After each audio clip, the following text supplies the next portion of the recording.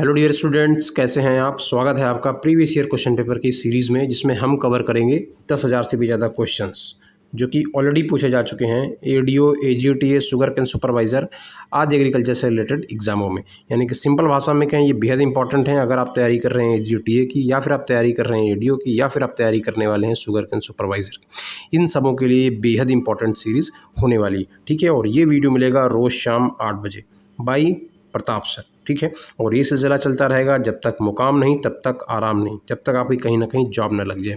Video number 44 soil science देखते हैं। पहला क्वेश्चन जिसमें आपसे पूछ रहा है कि भाई जो Munsell notations of the soil colour, this one what does represent, इसका मतलब क्या है। ये तो आपके दिए गए नोटेशन, ठीक है। अब आपसे पूछ रहा है कि ये जो दिया गया है इसका मतलब क्या है, ठीक है, या फिर ये किसको रिप्रेजेंट करता है। सबसे पहले हम बात कर लेते हैं, जो आप मुंसिल नोटेशन की बात कर रहे हैं, इसके पहले एक चीज़ और समझ लेते हैं, मुंसिल कलर चार्ट।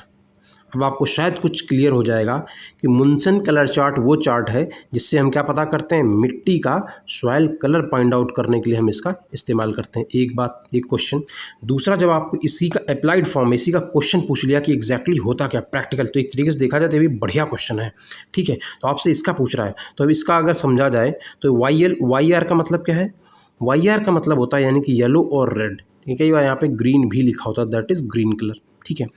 अब जब भी आप मुंसिल कलर की बात करोगे तो वहाँ 3 वर्ड्स होते हैं। एक होता है ह्यू, एक होता है ह्यू का मतलब होता है यानी कि जो आपका कलर के बारे में बात कर बताए, मिट्टी की कौन सा कलर है और कौन सा उसमें डोमिनेटेड कलर है, ये आपका बताता है ह्यू। तो यहाँ पे देखा जाए तो येलो और रेड लिखा है, तो इसके लिए तो सही ऑप्शन हो गया ए, क्वेश्चन के अकॉर्डिंग। अब हम और बातें समझ लेते हैं कि इसमें जो 5 क्या है और 6 क्या है, पूरे को हम तोड़ देते हैं एक्सप्लेन करने के लिए, ठीक है। तो जब आप बात करेंगे तो एक तो हो गया ह्यू यानी कि डोमिनेट कलर कौन सा है। अब वैल्यू क्या होती है, वैल्यू वो चीज़ होती है जो मिट्टी के बारे में बताता है कि आपका भाई मिट्टी में ब्राइटनेस कितनी है, या फिर डार्कनेस कितनी है, या फिर लाइटनेस कितनी है। इसको रिप्रेजेंट कौन करता है, इसको वैल्यू बताता है। तो इसके बाद जो आपके वैल्यू के बाद जो लिखा गया है, ह्यू के बाद जो लिखा जाता है, वो आपके इसमें रिप्रेजेंटेशन नोटेशन में लिखा जाता है। किसके बारे में, जो 5 है वो बता रहा है, वैल्यू को बता रहा है, ठीक है, चार्ट पे। फिर इसके बाद जो 6 लिखा गया है, 6 यहाँ पे बता रहा है क्रोमा को। और क्रोमा क्या होता है, क्रोमा कलर में बताता है भाई प्योरिटी, यानी कि प्योरिटी जो कलर है उसकी प्योरिटी क्या है। तो दैट इज क्रोमा क्या है, प्योरिटी को रिप्रेजेंट करता है। कई बार एग्जाम में सीधे सीधे आपसे क्रोमा का मतलब पूछ लेता है, वैल्यू पूछ लेता है कि वैल्यू किसको इंडिकेट करती है, या फिर ह्यू जो है ये किसको इंडिकेट करता है, सिंपल भाषा में। अब देखते हैं नेक्स्ट क्वेश्चन, जिसमें आपसे पूछ रहा है कि भाई what studied in the laboratory using the soil monolith. Soil monolith के क्या इस्तेमाल करते हैं लेबोरेटरी में। तो इसके पहले अगर हमको ये पता हो जाए भाई कि सॉइल मोनोलिथ होता क्या है, तो एक्चुअली में जो सॉइल मोनोलिथ है वो क्या होता है, वर्टिकल सेक्शन होता है। क्या होता है, वर्टिकल सेक्शन ऑफ सॉइल। जैसे कोई मिट्टी है, ये मिट्टी है भाई, इसका आपने ये वर्टिकल सेक्शन आपने काट के लेबोरेटरी में रख लिया। अब वो ऐसा सेक्शन हो जिसमें क्या, इसमें लेयर आपको दिख रही है कि ये ए लेयर है, ये बी लेयर हो, आप उसको देख पाएँ, और ये सी लेयर बिना डिस्टर्ब किए आपने उसको, इस मिट्टी के टुकड़े को या स्लाइस कर लें, इसको आपने उठा के लेबोरेटरी में रख लिया। इसी को बोलते हैं, that is called soil monolith. और अभी जब सॉइल प्रोफाइल की बात हो ही रही है, ठीक है, तो एक्चुअली में इसका इस्तेमाल क्या होता है लेबोरेटरी में, इसका इस्तेमाल होता है सॉइल प्रोफाइल की स्टडी करने के लिए, ठीक है।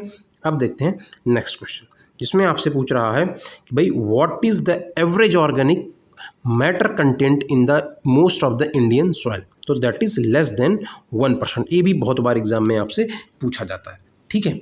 कितना होता है, लेस देन 1%। अब कई तो यहाँ पे आपसे ऑप्शन ही दिया, कई बार आपसे एग्जैक्ट पूछ लेता है कि एग्जैक्ट क्या है, तो that is typically around less than या फिर अराउंड 0.25%। आप एक ये याद कर लें, अगर ऑप्शन में आपको दिखाई दे कि 0.25 तो आप ये चूज़ करेंगे, या फिर अगर आपको ऑप्शन में दिखाई दे 0.5%, कई बार ये भी आपको एग्जाम में पूछ लेता है, ये दे देता है ऑप्शन में, तो अगर पहले तो आप ये चूज़ करेंगे, अगर ये नहीं है फिर आप 0.5 चूज़ करेंगे, अगर ये भी ऑप्शन में नहीं है फिर आप चूज़ करेंगे, तीसरे नंबर पर आप चूज़ करेंगे जाके less than 1%। That is organic matter percent का जो प्रेजेंट होता है इंडियन सॉइल में, वो इसका स्टेटस ये रहा। जब आप बात करेंगे ऑर्गेनिक, यहीं पे ऑर्गेनिक मैटर की बात हो रही, तो 2 बातें और बता देता हूँ। एक तो बात हो गई आपकी, सबसे पहले यहीं से आपसे पूछ लेता है जो आपका ऑर्गेनिक सॉइल होती है, क्या होती है, ऑर्गेनिक सॉइल। ऑर्गेनिक सॉइल में ऑर्गेनिक मैटर का परसेंट कितना होता है, तो दैट इज़ मोर देन 25%, यानी कि वो मिट्टी जिसमें 25% से ज़्यादा ऑर्गेनिक मैटर पाया जाएगा उसको हम ऑर्गेनिक सॉइल बोलेंगे। अब एक बात, अब ऑर्गेनिक मैटर की बात हो रही है तो कई बार आपसे पूछ लेता है भाई कि जो ऑर्गेनिक मैटर है ऑर्गेनिक मैटर में ऑर्गेनिक कार्बन कितना होता है, बात समझ लीजिए, ऑर्गेनिक मैटर में ऑर्गेनिक कार्बन का परसेंट कितना है, ये भी आपसे सीधे सीधे एग्जाम में पूछता है, तो दैट इज 58%। आप इसको भी याद कर लें। अब देखते हैं नेक्स्ट क्वेश्चन जिसमें आपसे पूछ रहा है कि generally what is the CN ratio, यानी कि कार्बन और नाइट्रोजन का ratio for the tropical agriculture soil के लिए क्या रेशियो होता है, तो दैट इज 10:1। अब बात कर लेते हैं भाई कि जो जनरल सॉइल होती है, जो जनरल सॉइल कह लें आप, या फिर आप उसको ह्यूमस कह लें, ठीक है, या फिर आप कह लें उसको नॉर्मल सॉइल, ये सब अलग अलग वर्ड्स कई बार एग्जाम में देके आपके पूछा, तो इसका रेशियो क्या होता है, तो दैट इज़ यहाँ पे जो CN रेशियो होता है वो आपका होता है लगभग 10:12 से लेकर के 1:1, यानी कि 10:1 और आपसे ऑप्शन कई बार दे सकता है 12:1। ठीक है, अगर ये ऑप्शन में हो तो आप इसको भी चूज़ कर सकते हैं। ठीक है, तो ये हो गया आपका नॉर्मल सॉइल का। अब लेकिन यहाँ से जब आप CN रेशियो की बात कर रहे हैं, यहाँ से आपसे पूछता है, जब आप CN रेशियो की बात कर रहे हैं, यहाँ से आपसे दो पूछता है कि सबसे ज़्यादा किस में होता है CN रेशियो, तो ये आपका होता है 100:10 में। ये आपसे सीधे सीधे क्वेश्चन पूछ लेता, और कई बार वैल्यू भी पूछ लेता, तो कितना होता है, तो आपका लगभग 250 लेकर के 400:1, ये एक रेशियो इसका होता है 100:10 का। एक ही आपसे ये पूछ रहा है, ये होता है आपका मैक्सिमम रेशियो। जो जहाँ पे भी कार्बन नाइट्रोजन का रेशियो मैक्सिमम होगा, उसकी जो होगी सॉइल की कंडीशन वो बैड कंडीशन होगी, that is not good for cultivation. ठीक है, और वहीं जब आप बात करेंगे सबसे कम किस में होता है, लोवेस्ट किस में होता है, तो लोवेस्ट की जब आप बात करेंगे तो दैट इज़ माइक्रो ऑर्गेनिज्म। क्या होता है, माइक्रो ऑर्गेनिजम्स, उसमें कितना होता है, माइक्रो ऑर्गेनिज्म में होता है। और कई बार यहीं पे ऑप्शन में आपसे रेंज पूछ लेता है, तो डायरेक्टली 4:1 to 9:1 ये रेशियो होता है माइक्रो ऑर्गेनिज्म। जब आपसे पूछा जाए CN रेशियो सबसे ज़्यादा किस में, एक ऑप्शन आप चूज़ करेंगे 100:10। वहीं से आपसे रेंज पूछ ले तो आपका 250 से 400:1, एक याद कर लें।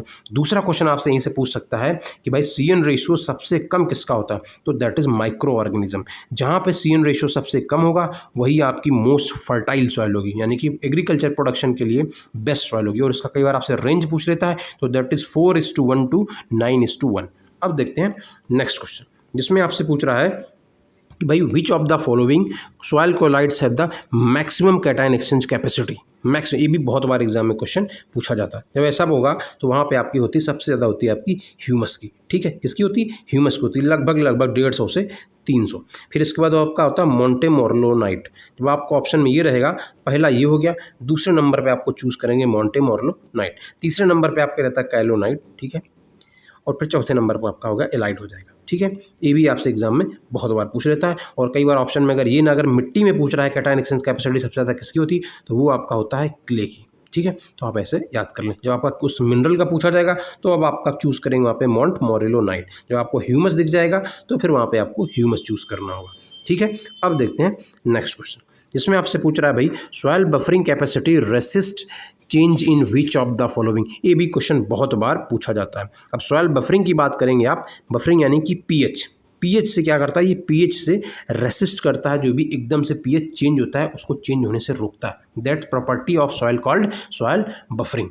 ठीक है, अब ये भी बहुत बार एग्जाम में पूछता है। समझ में आया, सॉइल बफरिंग मतलब कि जैसे कि आपका पीएच आपने कुछ भी उसमें ऐड किया तो पीएच एकदम से क्या होता है, ना ही बढ़ने देता है और ना ही घटने देता है। तो ये जो एबिलिटी होती है मिट्टी की, that is called soil buffering capacity, soil buffering. ठीक है, और ये किसके लिए होता है, ये स्पेशली यूज होता है और पीएच के लिए। ठीक है, ठीक है, अब देखते हैं नेक्स्ट क्वेश्चन जिसमें आपसे पूछ रहा है भाई कि भाई what is the colour of humus. ये भी बढ़िया क्वेश्चन है, तो that is blackish, simple question है, that is blackish brown colour होता है। अब एग्जाम में कई बार ये पूछता है, कई बार इसके साथ पूछ लेता है भाई कि जो ह्यूमस होता है उसमें लेग्निन कंटेंट कितना होता है, दैट इज 40 से 45% लेग्निन और 30 से 35% आपका पाया जाता है प्रोटीन।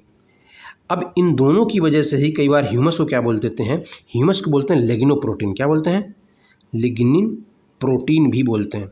क्या बोलते हैं, ह्यूमस को क्यों बोलते हैं, क्योंकि इसका जो मात्रा है ये लगभग आपकी 75 से 80% आपको पाया जाता है। ठीक है, तो ये भी आपसे एग्जाम में पूछ लेता है।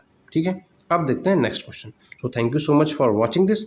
और अगर आपको इन्फॉर्मेशन अच्छी लगी हो तो प्लीज़ सब्सक्राइब करें, अपने दोस्तों के साथ शेयर करें। अब नेक्स्ट वीडियो जो आएगा अब हम कवर करने वाले हैं GPB, जेनेटिक्स प्लांट ब्रीडिंग पे अब हम आगे कवर करने वाले हैं। ठीक है, और ये सिलसिला चलता रहेगा, जब तक मुकाम नहीं तब तक आराम नहीं। By Pratap sir. ठीक है, मिलते हैं किसी नेक्स्ट वीडियो, तब तक आप पढ़ते रहें।